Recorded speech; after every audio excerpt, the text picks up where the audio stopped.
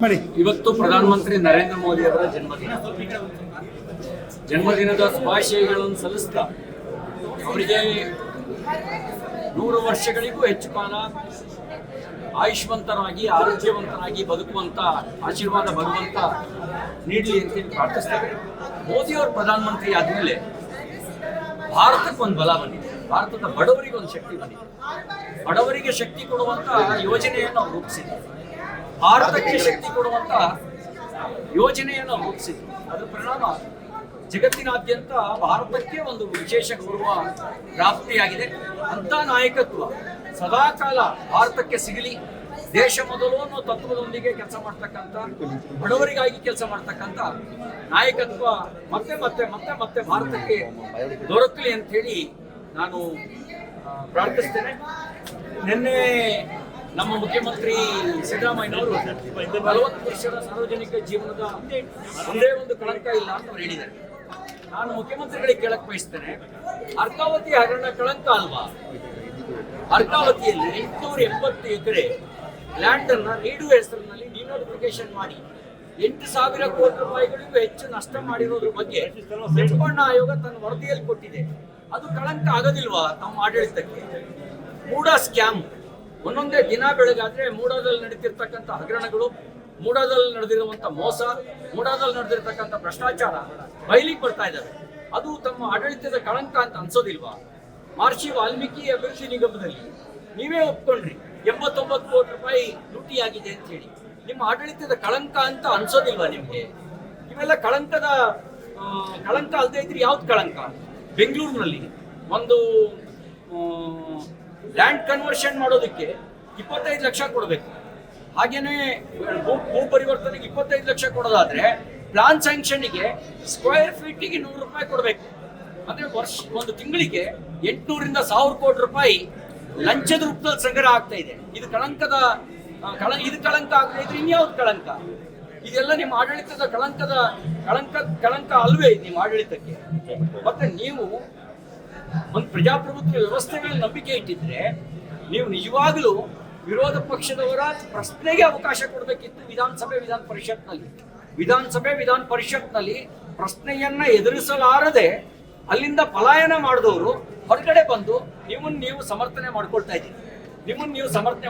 ಹೊರಗಡೆ ಬಂದು ನೀವು ಉತ್ತರ ಕೊಡಬೇಕಾದ ವೇದಿಕೆ ಅದು ನಿಜವಾಗ್ಲೂ ಕೂಡ ಅದು ವಿಧಾನಸಭೆ ವಿಧಾನ ಪರಿಷತ್ ಆಗಿತ್ತು.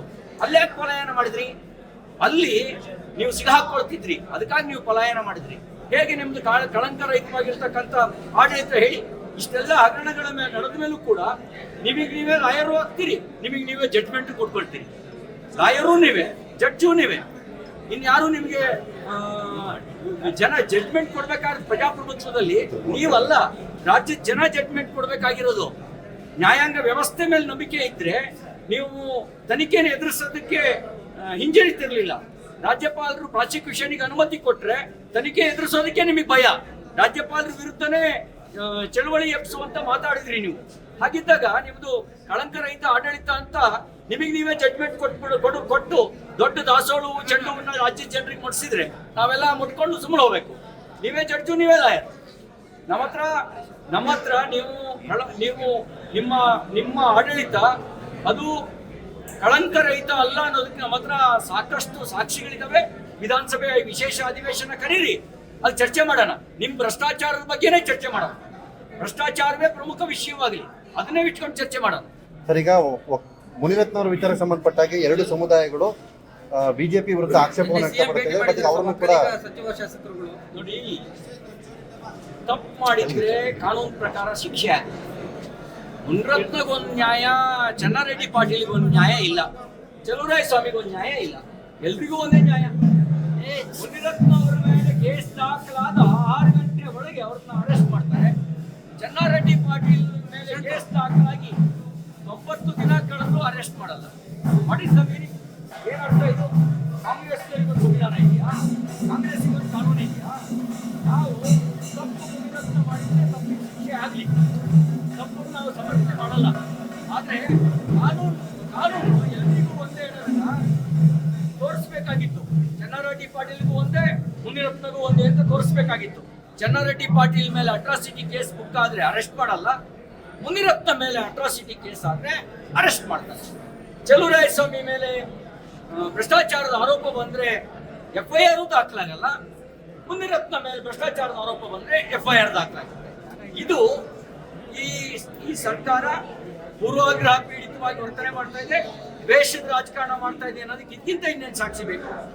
ನಾವು ನಮ್ಮ ವಿಚಾರ ಇಷ್ಟೇನೆ, ತನಿಖೆಯಾಗಿ ತಪ್ಪು ಮಾಡಿದ್ರೆ ಶಿಕ್ಷೆ ಆಗಲಿ, ಆದ್ರೆ ಒಬ್ರಿಗೊಂದು ನ್ಯಾಯ ಮಾಡ್ಲಿಕ್ಕೆ ಇವರಿಗೆ ಅಧಿಕಾರವನ್ನು ಕೊಟ್ಟಿಲ್ಲ. ಒಂದು ಇವರಿಗೊಂದು ಕಾನೂನು, ಮತ್ತೊಬ್ಬರಿಗೊಂದು ಕಾನೂನು ಇಲ್ಲ. CT ರವಿ, ಅಶೋಕ್, ಕುಮಾರಸ್ವಾಮಿ ಕೇವಲ ಒಕ್ಕಲಿಗರನ್ನ ವೋಟ್ ಬ್ಯಾಂಕ್ ಆಗಿ ಬಳಸ್ಕೊತಾ ಇದ್ದಾರೆ. ಈ ವಿಚಾರದಲ್ಲಿ ಒಕ್ಕಲಿಗ ಹೆಣ್ಮಕ್ಳ ಬಗ್ಗೆ ಮಾತಾಡೋದ್ರ ಯಾಕೆ ಮಾತಾಡ್ತಾ ಇಲ್ಲ? ಈಗ ನಾನು ಹೇಳಿದ್ನಲ್ಲ, ಅದು ಸತ್ಯಾಸತ್ಯತೆ ತನಿಖೆ ನಂತರ ಹೊರಗೆ ಬರಬೇಕು. ಇವರು ಈ ಚಲುವರಾಯಸ್ವಾಮಿ ಅವರ ಪಾರ್ಟಿ ಪಾಕಿಸ್ತಾನ್ ಜಿಂದಾಬಾದ್ ಅನ್ನೋನ್ನೇ ಸಮರ್ಥನೆ ಮಾಡ್ಕೊಂಡಿದ್ರು. ಅದು ದ್ರೋಹ. ಅಂದ್ರೆ ಪಾಕಿಸ್ತಾನ್ ಜಿಂದಾಬಾದ್ ಅಂತ ಅನ್ನೋನ್ನೇ ಸಮರ್ಥನೆ ಮಾಡ್ಕೊಂಡು ಪಾರ್ಟಿ ಅವರು ಕಾಂಗ್ರೆಸ್ FSL ರಿಪೋರ್ಟ್ ಬಂದಿದೆಯೇನ್ರಿ?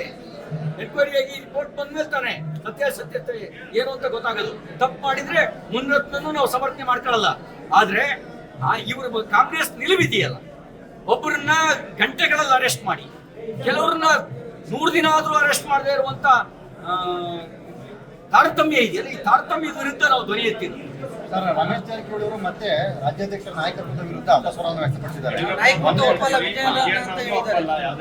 ನಾನು ಅದಕ್ಕೆ ಸಂಬಂಧಪಟ್ಟಂತೆ ಕಮೆಂಟ್ಸ್ ಮಾಡಕ್ಕೆ ನಾನು ಬಯಸೋದಿಲ್ಲ. ರಾಜ್ಯದ ನಿನ್ನೆ ನಡೆದಂಥ ಈದ್ ಮಿಲಾದ್ ಮೆರವಣಿಗೆ ಸಂದರ್ಭದಲ್ಲಿ ಚಿಕ್ಕಮಗಳೂರು, ಕೋಲಾರ, ಚಿತ್ರದುರ್ಗ ಸೇರಿದಂತೆ ಹಲವು ಕಡೆಗಳಲ್ಲಿ ಪ್ಯಾಲೆಸ್ತಾನ್ ಧ್ವಜವನ್ನು ಹಾರಿಸಿದ್ದಾರೆ. ಪ್ಯಾಲೆಸ್ತಾನಿಗೂ ಇಲ್ಲಿಯ ಸಾಧನೆಗೂ ಏನು ಸಂಬಂಧ? ಅವ್ರ ಕೈಲಿ ರಾಷ್ಟ್ರಧ್ವಜ ಹಾರಿಸ್ಲಿಲ್ಲ, ರಾಷ್ಟ್ರಧ್ವಜ ಹಿಡಿಲಿಲ್ಲ, ಪ್ಯಾಲೆಸ್ತಾನ್ ಧ್ವಜ ಹಿಡಿದ್ರು.